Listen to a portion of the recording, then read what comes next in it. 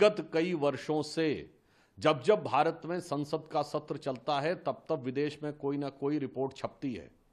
याद करिए, बीबीसी की डॉक्यूमेंट्री संसद सत्र शुरू होने से ठीक पहले आई थी। जनवरी में हिंडनबर्ग की रिपोर्ट बजट सत्र शुरू होने से ठीक पहले आई थी। कभी रिलीजियस फ्रीडम की रिपोर्ट आती है, कभी किसानों को लेकर कमेंट आता है विदेश से, तो कभी ग्रेटा थनबर्ग का स्टेटमेंट। ये सारे सीक्वेंस जाके देख लीजिएगा, संसद सत्र के दौरान ही आते हैं। और आज बरबस विपक्ष ने जब संसद सत्र का विषय उठाया तो ये और साफ हो गया कि इसका मतलब, ये संदेह बहुत गहरा हो जाता है कि सीमा पार से विपक्ष के कुछ ऐसे तार जुड़े हुए हैं कि भारत के हर संसद सत्र के दौरान एक अव्यवस्था का वातावरण उत्पन्न किया जाए। और यह बात हम गंभीरता से कह रहे हैं कि विपक्षी दल भारत में अस्थिरता और अराजकता उत्पन्न करना चाहते हैं, क्योंकि अभी हाल ही में संपन्न चुनाव भारत के इतिहास के इकलौते चुनाव थे जब 7 समंदर पार से बैठे हुए किसी धन कुबेर ने कहा, जॉर्ज सोरोस ने, कि मैंने $1 बिलियन रखे हुए हैं भारत में मोदी जी की सरकार को हटाने के लिए। कोई एक घटना होती तो किसी देश का बयान आ जाता है, तो कभी कोई रिपोर्ट आ जाती है। तो हमारी समझ में यह नहीं आता है कि ये सारी बातें, और फिर वो विदेश में जाकर ही राहुल गांधी जी अनेक प्रकार की चीजों की अपेक्षा करते हैं। कांग्रेस और विपक्ष के नेता जाके विपक्ष से अपेक्षा करते हैं कि भारत में हस्तक्षेप किया जाए।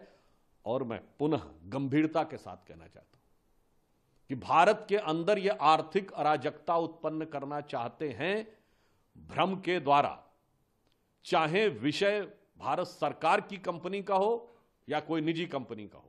ये वही लोग हैं जिन्होंने 1 साल पहले कहा था LIC डूब गया, इन्होंने कहा था SBI डूब गया, इन्होंने कहा था HAL हिंदुस्तान एरोनॉटिक्स डूब गया।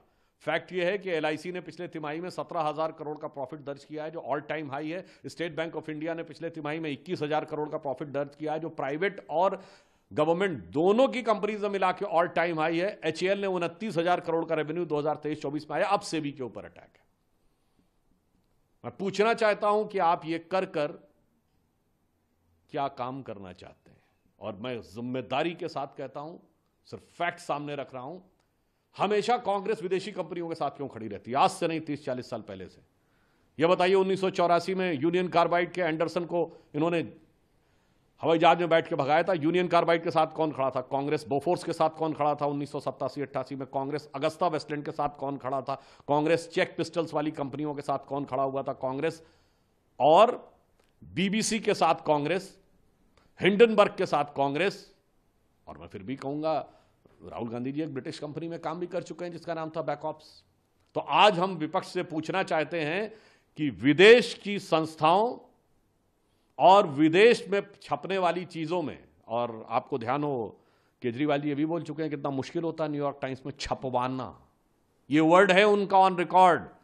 तो मैं पूछना चाहता हूं एक लाइन में कि ये विदेश के संस्थानों से ये कौन सा याराना है कि भारत के आर्थिक संस्थान के हर विषय के ऊपर आपका निशाना है?